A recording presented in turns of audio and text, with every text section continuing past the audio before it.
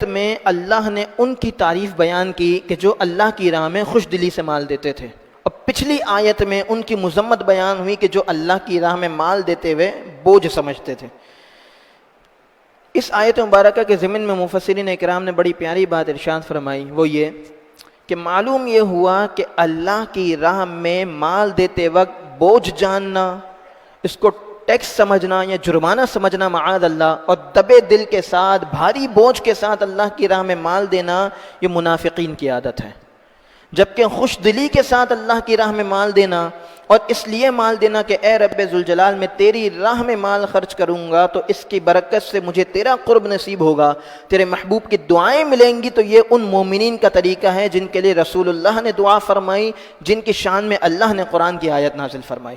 تو یہ کتنی بڑی سعادت کی بات ہے۔ آج ہم اپنے دور میں بھی دیکھتے ہیں کہ صدقات واجبہ جیسے زکوٰۃ ہے یا قسم کا کفارہ ہے یا فطرہ ہے، یہ صدقات واجبہ ہوتے ہیں۔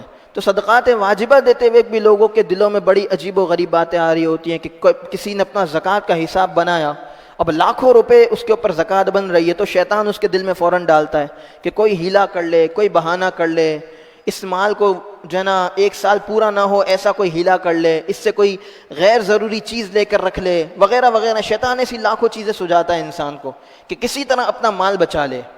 تو اس کا مطلب تو یہ ہوا نا کہ اگرچہ ڈائریکٹلی نہیں، انڈائریکٹلی کہیں نہ کہیں ہمارے دل میں موجود ہے کہ یار یہ مال میرے اوپر بوجھ ہے جو مجھے دینا ہے۔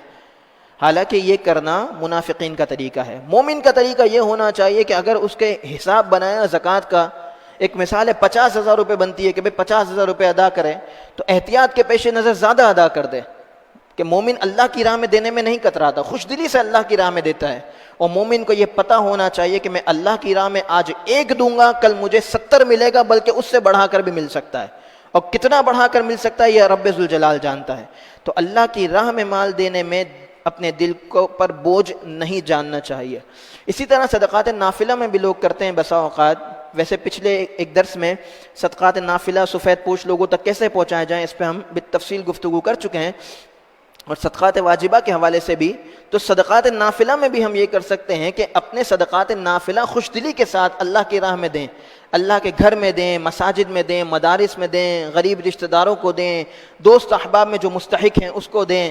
کسی شخص کی تعلیم کا مسئلہ ہے، کسی کے ایسا مسئلہ ہے کہ وہ اپنے بچوں کو پڑھا نہیں سکتا، اس کو تعلیم دلوا دیں۔ کسی کی علاج کا مسئلہ ہے، آپریشن کا مسئلہ ہے، وہ کروا دیں۔ ان شارٹ یہ کہ خوش دلی کے ساتھ اللہ کی راہ میں مال خرچ کریں۔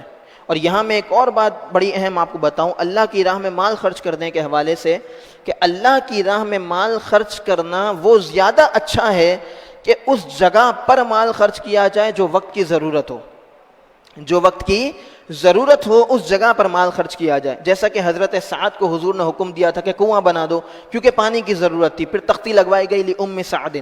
اب کسی جگہ پانی کا مسئلہ ہے، آپ نے جو ہے نا وہ پانی کا مسئلہ کسی کا حل کروا دیا، یہ صدقات نافلہ ہے۔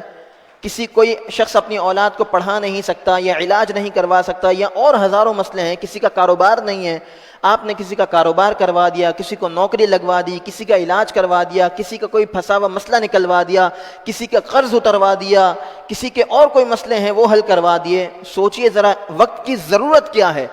آپ اپنے آپ کو دیکھیں، اپنے سرکل کو دیکھیں کہ میرے سرکل میں کہاں ضرورت ہے کہ جہاں میں اپنا یہ نفلی صدقہ لگا سکتا ہوں، پھر وہاں اپنا نفلی صدقہ لگائیں، اور اللہ کی بارگاہ سے قرب کی امید رکھیں، رسول اللہ کی دعاؤں کی امید رکھیں، انشاءاللہ بے بہا برکتیں حاصل ہوں گی۔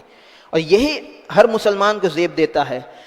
ہمارے ہاں ہوتا یہ ہے کہ ایک شخص ایک کام شروع کرتا ہے، دیکھا دیکھی سب لوگ وہی کام کرنے لگ جاتے ہیں۔